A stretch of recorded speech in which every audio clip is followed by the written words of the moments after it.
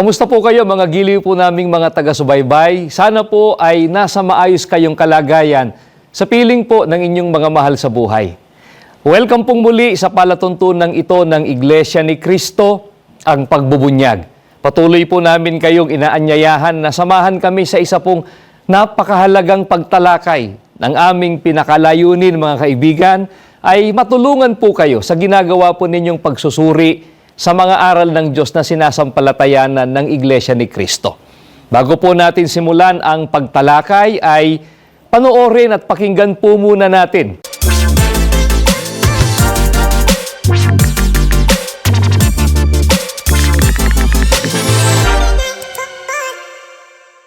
Mga kaibigan, bagaman marami po ang nagre-relihiyon, naglalayon po sila na makapagsagawa ng paglilingkod sa ating Panginoong Diyos para magtamo ng kaligtasan, subalit kapansin-pansin po na magkakaiba ang paraan na pinaniniwalaan kung paano ito matatamo ng tao. At sa malimit na pagkakataon nga po mga kaibigan, kapag ka po napag-uusapan ang paksang ito tungkol po sa kaligtasan, bumabangon pa ang mga pagtatalo sa pagitan ng mga relihiyon at ng mga mangangaral ng Biblia. Ang dahilan po, magkakaiba po kasi ng pagtuturo kung ano ba talaga ang kaparaan ng dapat sundin ng tao para siya po ay maligtas. Kaya para makasiguro tayo mga kaibigan na hindi tayo magkakamali, ang sundin po natin ay ang kaparaan ng itinuturo mismo ng Biblia, kaparaan ng itinuturo ng ating tagapagligtas. Sino po ba ang ipinagkaloob ng ating Panginoong Diyos sa tao na maging tagapagligtas? Pakinggan po ninyo, babasahin po namin ang nakatala dito po sa Aklat ng Mga Gawa 13:23. Sa binhi ng taong ito, ayon sa pangako, ang Diyos ay nagkaloob ng isang tagapagligtas na si Jesus. Mga kaibigan, pinatutunayan po sa atin ng Biblia ng ating Panginoong Diyos ay nagkaloob ng isang tagapagligtas. At wala pong iba kundi ang ating Panginoong Hesukristo. Ano po ang ipinag-utos ng ating Panginoong Diyos sa mga tao upang pakinabangan nila ang gagawin ng ating Panginoong Hesukristo na pagliligtas? Ito naman po ang babasahin naming sagot.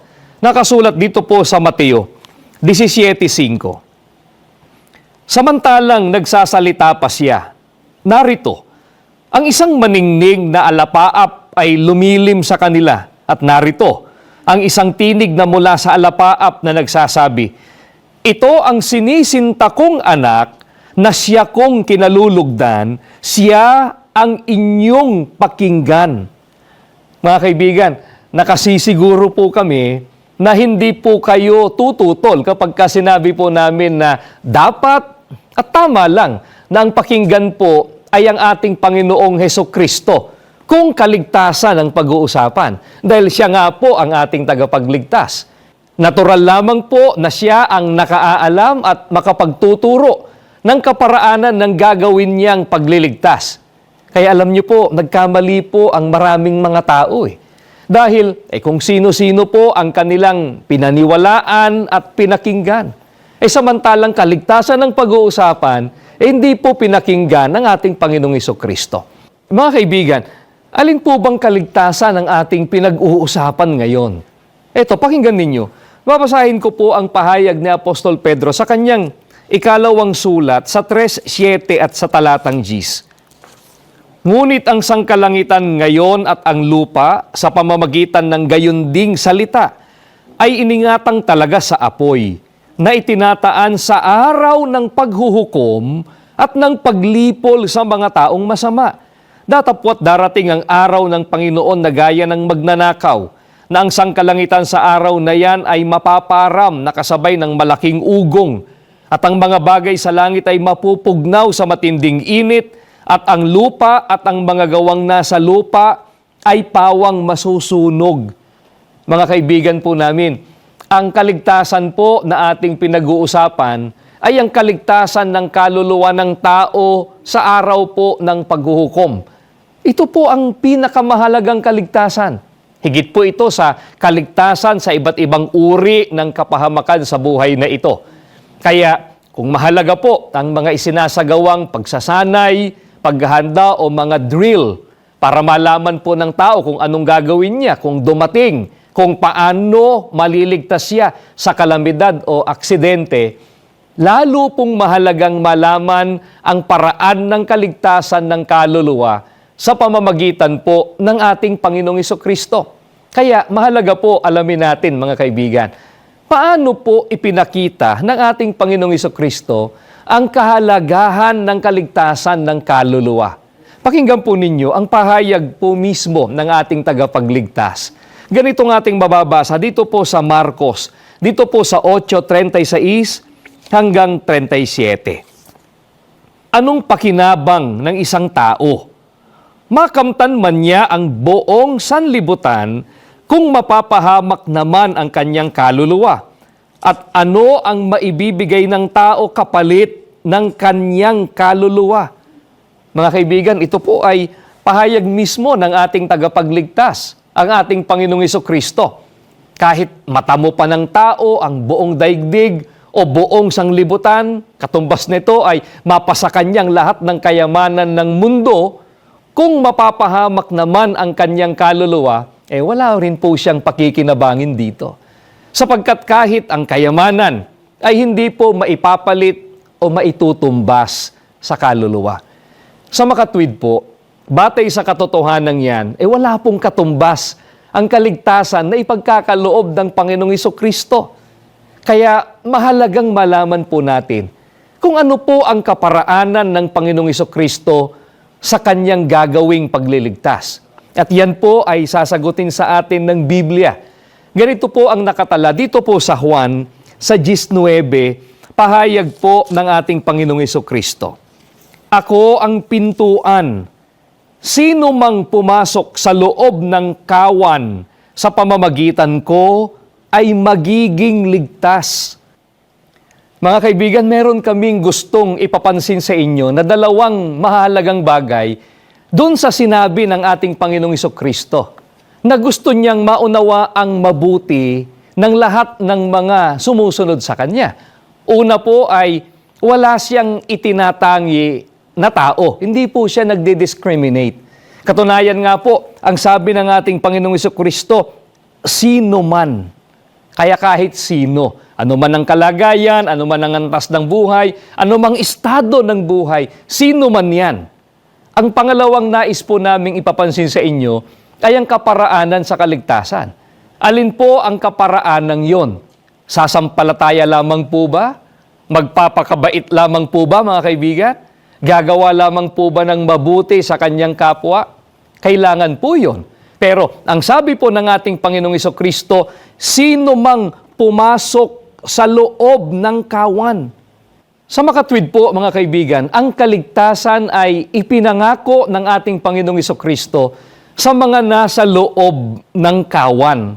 Hindi po sa nasa labas ng kawan. Kaya nga po ang utos ay pumasok. Kaya mahalagang malaman po natin, mga kababayan, at ito po ang pinaka-logical na kasunod na tanong. Alin po ang fold o flock o kawan na dapat pong pasukan sa ikaliligtas? Biblia po ang magbibigay sa atin ng tugon dyan. Ganito po ang ating mababasa dito po sa Aklat ng Mga Gawa sa 20:28. Ingatan ninyo kung gayon ang inyong mga sarili at ang buong kawan. Narito'y hinirang kayo ng Espiritu Santo na mga katiwala upang pakanin ang iglesia ni Kristo na binili niya ng kanyang dugo. Mga kaibigan, niliwanag po ng mga apostol na ang kawan ay ang iglesia ni Kristo. Kaya, ang ililigtas po ng tagapagligtas ay ang nasa loob ng kanyang kawan o kaanib sa iglesia ni Kristo. Kaya naman, mga kaibigan, dito dapat pumasok sapagkat ang iglesia ni Kristo ang tinubos ng dugo ng ating Panginoong Hesukristo. Bakit may kinalaman ito sa kaligtasan pagdating ng araw ng paghuhukom? Bakit sa dinami-rami ng mga relihiyon at mga iglesyang nakatatag ngayon sa mundo, bakit ang mga kabilang sa natubos ang tiyak na maliligtas? Pakinggan po ninyo, babasahin po namin ang sagot ni Apostol Pablo sa tanong na yan. Dito po sa Roma 5:8 hanggang 9. Ngunit ipinadama ng Diyos ang kanyang pag-ibig sa atin nang mamatay si Kristo para sa atin, noong tayo'y makasalanan pa. At ngayong napawalang sala na tayo sa pamamagitan ng kanyang dugo, lalo ng tiyak na maliligtas tayo sa puot ng Diyos sa pamamagitan niya. Mga kaibigan, sana po napansin po ninyo.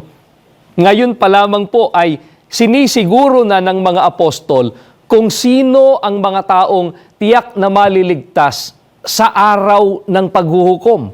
Sila po ang mga napawalang sala sa pamamagitan ng mahalagang dugo ng ating Panginoong Hesukristo. Alin po ba ang nasakop ng kamatayan ng ating Panginoong Hesukristo? Napag-usapan na po natin yan, hindi po ba't ang Iglesia ni Kristo? Kaya ang pagtanggi po sa pag-anib sa Iglesia ni Kristo ay katumbas ng pagtangging maligtas. Ano pong katunayan yan, mga kaibigan? Paano po ba ipinakita ng mga apostol ang kasamaan ng mga hiwalay sa tunay na iglesia? Pakinggan po ninyo ang babasahin ko pong nakatala dito po sa Efeso. Ang sabi ni Apostol Pablo sa 2 sa talatang 12. Hiwalay kayo noon kay Kristo at hindi kabilang sa Israel. Wala kayong bahagi sa tipan at pangako ng Diyos sa kanila. Wala kayong Diyos o pag-asa sa kaligtasan. Mga giliw po naming mga taga-subaybay, ayon po sa mga apostol, ang mga hiwalay sa ating Panginoong Hesukristo, sila din po ang walang Diyos at wala pong pag-asa sa kaligtasan. Pero sinasabi po ng iba na kung bakit hindi nila maintindihan ang halaga ng Iglesia ni Kristo sa kaligtasan ay dahil hindi naman daw ang Iglesia ang tagapagligtas. Maliwanag daw po ang nakasulat sa Aklat ng Mga Gawa sa 13:23. Yun yung unang talata na binasa po natin kanina, na isang tagapagligtas lang ang ibinigay ng ating Panginoong Diyos. Wala daw iba kundi ang Panginoong Hesukristo lamang. Kaya nga po may mga nagsasabi pa na Kristo na lang, puwera na iglesia. Yan ang kanilang sinasabi. Mga kaibigan, hindi po namin itinuro kailanman na ang iglesia ang tagapagligtas. Hindi po aral ng Iglesia ni Kristo yon. At hindi po yun ang itinuturo ng Biblia. Talagang ang ating Panginoong Hesukristo ang nag-iisang tagapagligtas. Subalit ang mahalagang tanong, at ito po, pakinggan po ninyo, alin po ba ang ililigtas ng ating Panginoong Hesukristo? Ito, pakinggan po ninyo. Babasahin po namin ang pahayag ni Apostol Pablo sa Efeso 5:23. Sapagkat ang lalaki ang ulo ng kanyang asawa, tulad ni Kristo na siyang ulo ng iglesia na kanyang katawan at siyang tagapagligtas nito. Napakaliwanag po ng pahayag ng Biblia, mga kababayan. Pinatutunayan po ng mga apostol ng ating Panginoong Hesukristo na ulo ang tagapagligtas ng iglesia na kanyang katawan. Kaya po ang pananagutan ng ating Panginoong Hesukristo ay hindi po iba sa Kanya. Katawan niya ang pinaghandugan niya ng kanyang buhay. Kaya napakalaki po ng kinalaman ng tunay na iglesia o ng Iglesia ni Kristo sa kaligtasan ng kaluluwa. Paano naman po pinatunayan ng Panginoong Diyos sa pangyayari ang malaking kinalaman ng iglesia sa kaligtasan? Pakinggan po natin ang nakasulat dito naman po sa Aklat ng Mga Gawa sa 2:47. Ganito po ang ating matutunghayan. Na nangagpupuri sa Diyos at nagsisipagtamo ng paglingap ng lahat ng mga tao at idinaragdag ng Panginoon sa iglesia araw-araw yaong mga dapat maligtas. Mga giliw po naming mga taga-subaybay, para lalong bigyan lang po ng diin. Iko-quote lang po namin yung binasa namin sa hulihang bahagi ng verse. Ang sabi po, at idinaragdag ng Panginoon sa iglesia araw-araw yaong mga dapat maligtas.